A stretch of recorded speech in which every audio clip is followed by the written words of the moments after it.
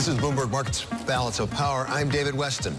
Before Carlos Gutierrez served as Commerce Secretary in President George W. Bush's cabinet, he was chairman and CEO of the Kellogg Company. He's now co-chair of the Albright-Stonebridge Group, and he comes to us today from Washington. Mr. Secretary, thank you so much for being here. Appreciate it. Pleasure, David. Thank you. Let's start with the big news, which is midnight tonight, and those tariffs that are coming due on $34 billion of imports from China.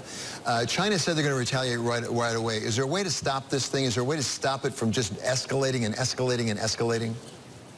Well, you know, it's hard to see how we're going to stop something that's going to happen within the next 24 hours. I just don't see a catalyst to be able to stop that. To some extent, you almost have to start the fight to realize what a bad idea it is and then have both parties maybe step back a bit.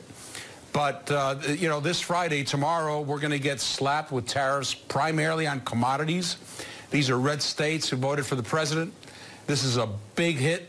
We already have a surplus of cheese. We're going to have a surplus of soybeans. It's just not good for the U.S. farm.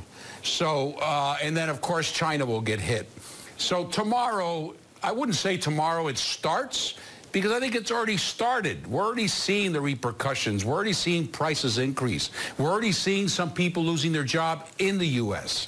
But tomorrow it will escalate, no question. And we're just showing right now soy elevators by congressional district and the concentration through the Midwest, upper Midwest, the possible political ramifications of that. But put on your hat as a CEO again for a moment. If you're a CEO, how do you deal with these issues as you try to plan, make capital investments, make decisions that are longer-term decisions? Thus far, it seems like the markets have not reacted too much to the trade talk. Yeah, I think, you know, if you're a CEO, you've got to be very careful because you can make a strategic decision and 3 months from now realize that you didn't have to make it because the tariffs are off. So, for example, we know companies who are losing market share and losing money because of the tariffs slapped on some of their inputs. They can't sell competitively in the U.S. or outside of the U.S. That company can choose to close down and open a factory someplace else. But I think it's worthwhile waiting a little bit, even if you have to take a hit. The important thing is to get through it without making decisions that you'll regret. Aluminum and steel tariffs are not going to be here forever. In fact, if the president wants to get NAFTA done, we'll probably see those tariffs taken away from Mexico and Canada very soon. So I would say make whatever tactical moves you have to make, but wait as long as you can before you disrupt your supply chain. So talk about NAFTA for a moment. You took us there, and you know the situation very well. We now have a new president, Mr. Luis Obrador, down in Mexico.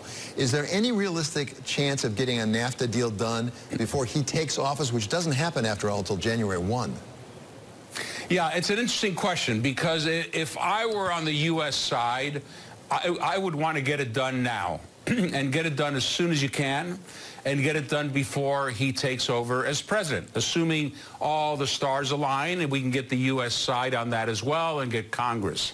The problem with AMLO, as they call him, is not so much that he has it against NAFTA. He has said that he wants a good NAFTA deal. But if he is in power, he may have some priorities that go up against NAFTA. He's very interested in agriculture. He's very interested in bringing back agricultural products that Mexico lost because of NAFTA. So you just don't know if he's going to be a stumbling block or if he's going to be someone who will just make it more difficult. So if the U.S. wants a deal, they should do it quickly. And the first thing they have to do, that we have to do, is take away the aluminum and steel tariffs. Mexico and Canada have said they don't want to negotiate with a gun to their head. And they perceive these steel and aluminum tariffs as a tactic on behalf of the Trump administration to get them to the table. So the first thing that has to happen is let's get rid of these tariffs from Mexico and Canada so they can negotiate a deal and close it as soon as they can.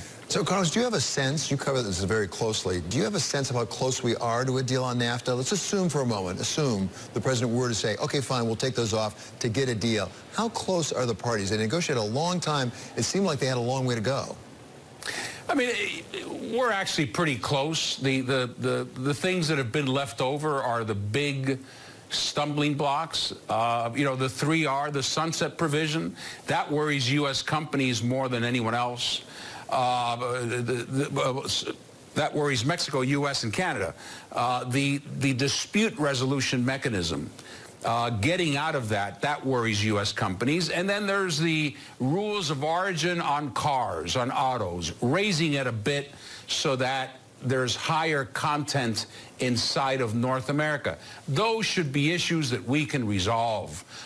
They are not, you know, super complex issues, but those are the big three, and I would say the auto rules of origin are probably the biggest one, and it could be, again, the reason why we have this 232 investigation looking at autos.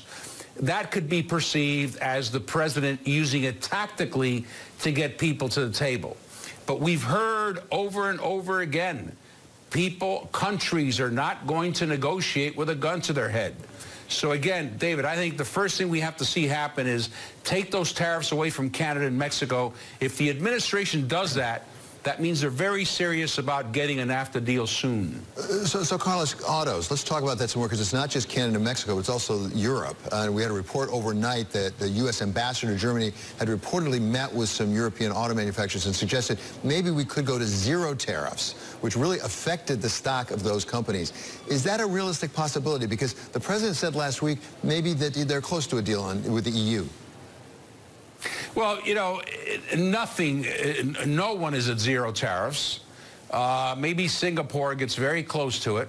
But the problem with the automobiles is that it's not like, you know, we ship a full automobile in and we place tariffs on it. An automobile can come from parts that are made in 8, 9, 10, 11 different countries. And that's where it gets complicated.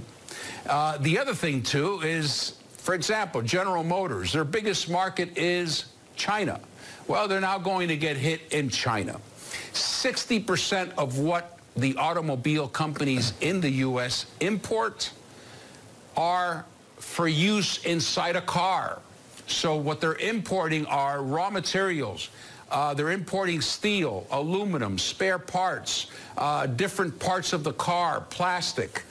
That will go up in cost. That means U.S. companies will have to raise prices, and if they sell less, they'll have to let go of people, or they won't raise prices, and their margins will drop, and they may have to go into a loss, and then they'll really have to let go of people. So the unintended consequences are so vast, right. And that's what I would ask people to keep their eye on. Not that there's 20% tariffs or 25 or whatever it's going to be on cars, or the 25% on steel. Right. It's the ripple effect, across the board that it will have, and those are the unintended consequences. And David, we will start hearing about those a lot sooner than we see the numbers in our GDP.